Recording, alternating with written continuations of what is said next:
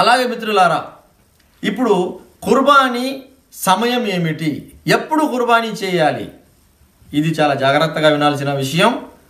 కుర్బానీ ఎప్పుడు చేయాలి అంటే పండుగ నమాజు తరువాత కుర్బానీ చేయాలి. జిల్హిజ్జా నెల 10వ తేదీన పండుగ నమాజు తరువాత కుర్బానీ చేయాలి. ఒకవేళ తొందరపడి ఎవరైనా జిల్హిజ్జా 10వ తేదీన పండుగ నమాజు కంటే ముందే జబా చేసేస్తే అది హలాల్ ధర్మసమ్మతమే, కానీ అతనికి కుర్బానీ పుణ్యము దక్కదు. అతను మామూలు రోజుల్లో మాంసం కోసము పశువుని జబా చేసుకొని మాంసం తింటారు కదండి, అలా అతనికి అది ధర్మసమ్మతమైన మాంసం మాత్రమే అతనికి హలాల్ దక్కుతుంది, కుర్బానీ పుణ్యం మాత్రం అతనికి దక్కదు. అతను మళ్ళీ మరొక పశువుని కొని పండుగ నమాజు తర్వాత జబా చేసుకుంటే అప్పుడే అతనికి కుర్బానీ పుణ్యము ప్రాప్తమవుతుంది.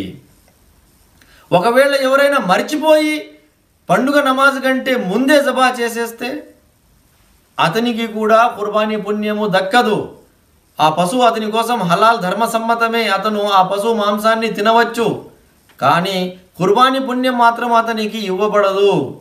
అతను మరొక పశువుని కొని పండుగ నమాజు తరువాత మళ్ళీ జబా చేసుకోవాలి, అప్పుడే అతనికి కుర్బానీ పుణ్యము ప్రాప్తమవుతుంది.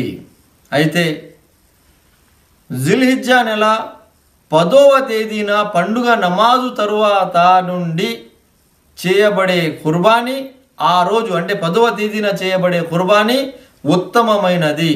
ఆ తర్వాత 11, 12, 13 తేదీలలో కూడా కుర్బానీ చేసుకోవచ్చు. 10వ తేదీన చేసే కుర్బానీ ఎక్కువ పుణ్యము మరియు ఎక్కువ గౌరవప్రదమైనది అని ధార్మిక పండితులు అభిప్రాయపడి ఉన్నారు.